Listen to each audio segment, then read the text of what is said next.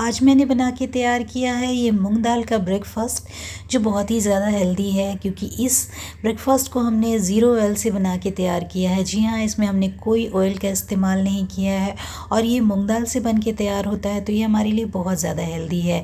इसमें अपने पसंद के वेजेस का इस्तेमाल किया है मैंने, तो ये और भी ज़्यादा यमी और टेस्टी बन कर के तैयार होता है। तो चलिए फिर इस मूंग दाल की रेसिपी को बना के तैयार करते हैं। ये बिल्कुल पैनकेक की तरह बन के तैयार होता है और आप इसे मूंग दाल का उत्तपम भी कह सकते हैं।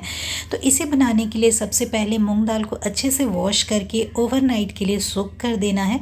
तो ये ओवरनाइट सोक किए हुए मूंग की दाल हैं, जिसे मैं मिक्सर जार के अंदर ट्रांसफ़र कर रही हूँ। सारे मूंग दाल को मिक्सर जार के अंदर ट्रांसफ़र कर लें।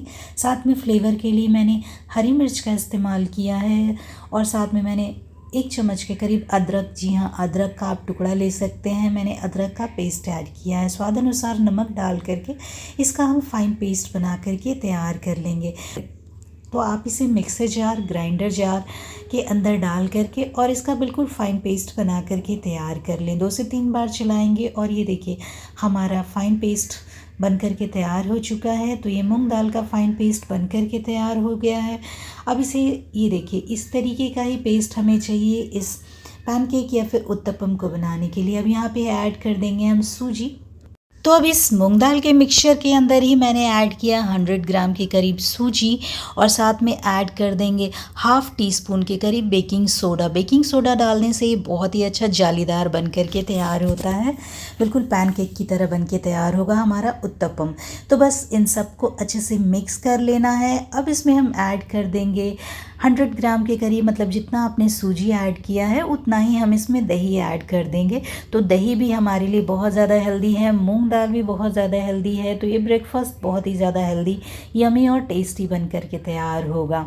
तो बस इन सारी चीज़ों को अच्छे से मिक्स करके और इस मिक्सचर को हमें 30 मिनट के लिए साइड में रेस्ट करने के लिए छोड़ देना है, ताकि ये अच्छे से फूल जाए। मतलब इसमें हमने सूजी ऐड किया, वो अच्छे से फूल जाए। चलिए जब तक हमारे मिक्सचर जो है वो रेस्ट कर रहा है, हम थोड़े वेजेस की तैयारी कर लेते हैं। तो वेजिटेबल्स में मैंने यहाँ पे लिया है गाजर, साथ में मैंने लिए हैं शिमला मिर्च और इसके साथ मैंने थोड़े से प्याज को भी चॉप कर लिया था। अब इन सारी चीज़ों को बिल्कुल बारीक बारीक चॉप कर लें। जी हाँ, इन सारी चीज़ों को अच्छे से वॉश करने के बाद इसे बिल्कुल बारीक बारीक चॉप करना है। वही सारे वेजेस का इस्तेमाल करें जिसको आप सैलड में खा सकते हैं, क्योंकि ये आधे से 1 मिनट के लिए ही कुक होंगे। तो अगर ये थोड़े से कच्चे भी रहेंगे तो इसे हम खा सकते हैं। इसी तरीके के आप यहाँ वेजिटेबल का इस्तेमाल करें। आप चाहें तो थोड़े से स्वीट कॉर्न का इस्तेमाल कर सकते हैं, या फिर आप चाहें तो यहाँ पे थोड़े से मटर का भी इस्तेमाल कर सकते हैं, या फिर आप चाहें तो रोस्ट किए हुए मशरूम का भी इस्तेमाल कर सकते हैं। तो ये देखिए हमारे वेजेस तैयार हो चुके हैं और लगभग 30 मिनट हो गए और हमारे मिक्सचर ने अच्छा खासा रेस्ट कर लिया। चलिए अब इसके उत्तपम बना के तैयार करते हैं। तो उससे पहले इसमें हम ऐड कर देंगे लगभग 1 बड़े चम्मच के करीब इनो।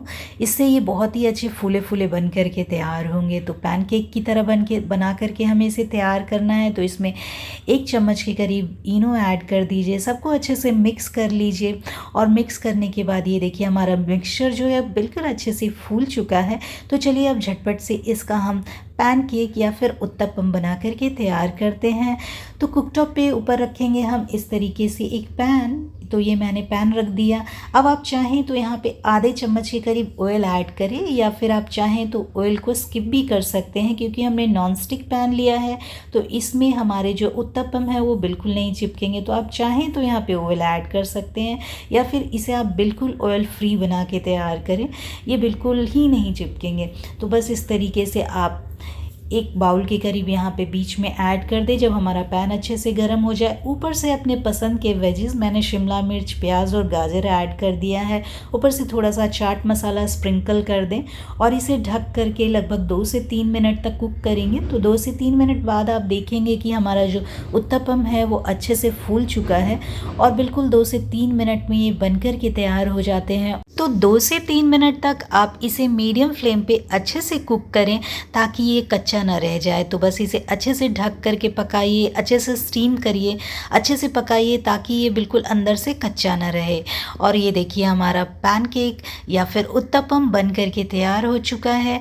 और एक साथ आप चाहें तो 2 से 3 भी बना करके तैयार कर सकते हैं। तो ये देखिए कुछ इस तरीके से मैंने एक साथ 2 से 3 उत्तपम बना करके सेम पैन पे रेडी कर लिया है। आप एक बार अगर इस पैन में ऑयल ग्रीस कर देंगे तो आपको बार बार ऑयल लगाने की भी ज़रूरत नहीं होगी। और ये देखिए हमारे उत्तपम बिल्कुल बन करके तैयार हो चुके हैं। इसे गर्मा गर्म आप ब्रेकफास्ट में इंजॉय कर सकते हैं। ये बहुत ही ज़्यादा यमी और टेस्टी लगते हैं। ये देखिए बिल्कुल पैनकेक की तरह बन करके तैयार होते हैं और बहुत ज़्यादा यमी और टेस्टी लगते हैं। इसे हमने ऑयल फ्री बनाया है, मतलब कम से कम ऑयल का इस्तेमाल किया है। तो ये हमारे लिए बहुत ज़्यादा हेल्दी है क्योंकि हमने इसे मूंग दाल से बना करके तैयार किया है। तो इस तरीके से इसे आप इस पैनकेक को या इस उत्तपम को आप ब्रेकफास्ट में इस्तेमाल कर सकते हैं।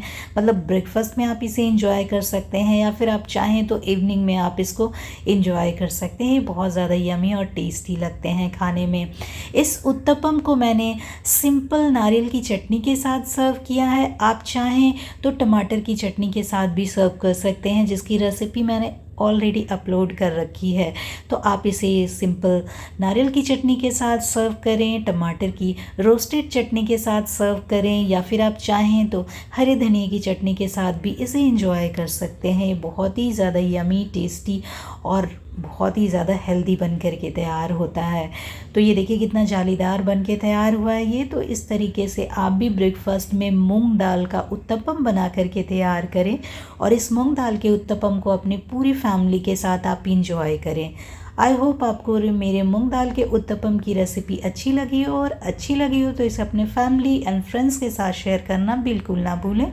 इस तरह के नए नए वीडियो के साथ मैं फिर आती रहूँगी। तब तक के लिए take care and bye bye.